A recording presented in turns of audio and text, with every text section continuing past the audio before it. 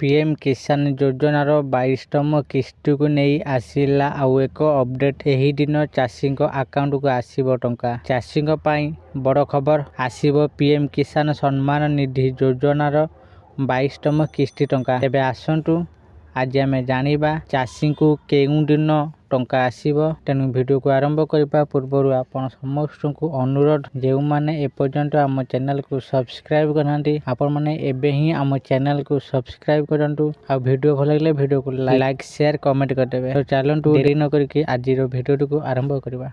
प्रधानमंत्री किसान सम्मान निधि योजना रे देशर लक्ष लक्ष क्षुद्र और नाममात्र चाषी को आर्थिक सहायता मिली है। 2019 मसीह केंद्र सरकार द्वारा यही योजना आरंभ होता। योजनार लक्ष्य थिला क्षुद्र चाषी को आर्थिक स्तर में मजबूत करवा। तेबे पीएम किसान योजना रे देशर समस्त चाषी को 21तम किस्ती मिलथिबा बेले 22तम किस्ती टंका केबे मिलिबो से नहीं चाटक परी चाहिंचंती। तेबे चलित मास जानुआरी रु मार्च शेष सप्ताह बेलू 22तम किस्ती टंका चाषी अकाउंट को जाइपारे बोली गणमाध्यम रिपोर्ट कहुई।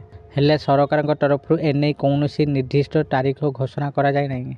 यही योजना रे वर्ष को चाषी को 6000 टंका आर्थिक सहायता मिलता है, जहाँ हिताधिकारी अकाउंट को सीधा सड़क डीबीटी माध्यम हिताधिकारी अकाउंट को जाए।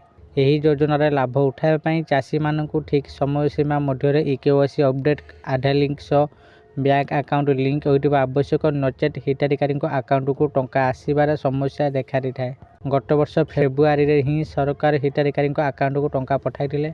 जदि हिताधिकारी माने प्रधानमंत्री किसान योजना रे कौनसी सूचना जानिबा आग्रही तेबे pmkisan.gov.in वेबसाइट को विजिट करें एवं चाषी माने किसान ई मित्र चैटबॉट व्यवहार करी किस्ती संपर्कित समस्त तथ्य पाई परिबे। आशा करछि आपण मानकु आज भिडियोटी निश्चित भाव में भल लगी। आपण मैंने भिडियो देखि सबकि बुझी जाइए जे पीएम किसान 22तम किस्ती टंका केबे आसीबो। यदि आपण मानकु ये भिडियोटी भल लगी था दयाकोरी ये भिडियो को बहुत मात्रा लाइक शेयर और कमेंट करंतु। आउ जो मैंने एपर्यंत आम चैनल को सब्सक्राइब करनांती आपण मानकु अनुरोध, आपण माने एबे ही आम चैनल को सब्सक्राइब करंतु। आज पई एतिके फोन देखाबो आउ एक भिडियो रे सेते पर्यंत मु दीपू आपण मानक थारु विदाय नउची। रहुची, धन्यवाद।